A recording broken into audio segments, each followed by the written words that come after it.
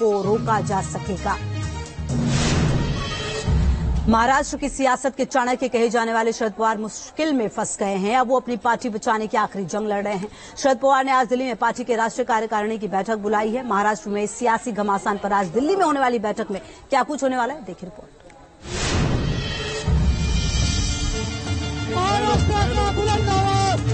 देश का नेता कैसा हो, दादा संघर्ष करो।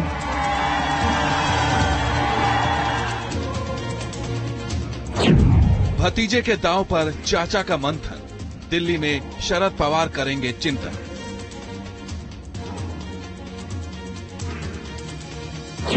एनसीपी से शरद पवार की विदाई, अब नाम और निशान की लड़ाई। दिल्ली में होगा महाराष्ट्र का फैसला, कौन होगा एनसीपी का रखवाला। महाराष्ट्र में तेजी से बदलते सियासी घटनाक्रम के बीच शरद पवार के सामने अब चुनौती बड़ी है। अपने हाथ से पार्टी के नाम और निशान को बचाने की आखिरी लड़ाई शरद पवार लड़ रहे हैं। शरद पवार ने अब दिल्ली में पार्टी के राष्ट्रीय कार्यकारिणी की बैठक बुलाई। दोपहर 3 बजे बैठक का आयोजन किया जाएगा। बैठक में पार्टी के लोकसभा और राज्यसभा के सदस्य शामिल होंगे। मीटिंग में पार्टी में बगावत, नाम और निशान के अधिकार पर चर्चा की जा सकती है। मीटिंग के दौरान अजित पवार के खिलाफ प्रस्ताव पास किया जा सकता है।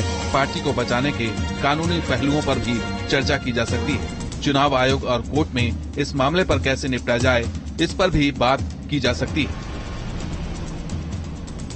दरअसल बुधवार को मुंबई में चाचा और भतीजे के गुटों की अलग अलग बैठक हुई थी। इसमें भतीजे अजित पवार अपने चाचा पर भारी पड़ते नजर आए। अजित पवार गुट की तरफ से बुलाई गई बैठक में एनसीपी के 53 में से 32 विधायक शामिल हुए, जबकि शरद पवार की तरफ से आयोजित बैठक में 18 विधायक ही मौजूद रहे। पार्टी के बाकी बचे 3 विधायकों का रुख अभी साफ नहीं है कि वो किन के साथ जाएंगे। ऐसे में संख्या बल को देखें तो फिलहाल पार्टी पर कब्जे की जंग में अजित पवार का गुट भारी पड़ रहा है। हालांकि दल बदल विरोधी कानून से बचने के लिए अजित पवार गुट को कम से कम 2/3 यानी कि 36 विधायकों का समर्थन चाहिए। नेचुरली तादाद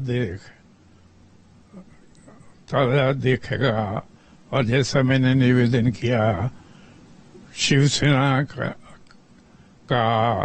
तादाद दृष्टांत है और उसके आधार पर निर्णय हो तो अजित पवार के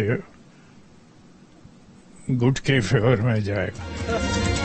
अजित पवार ने एनसीपी पर अपना दावा ठोक दिया है। उन्होंने एनसीपी के चुनाव चिन्ह पर भी दावा किया है। वहीं शरद पवार ने कहा है कि वो पार्टी का नाम और निशान किसी और के हाथ में नहीं जाने देंगे।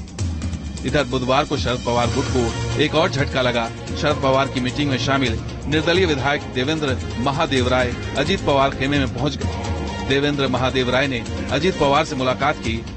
अब देखना होगा कि बागी भतीजे के कदम पर चाचा का एक्शन कितना रंग लाता है। Team news nation.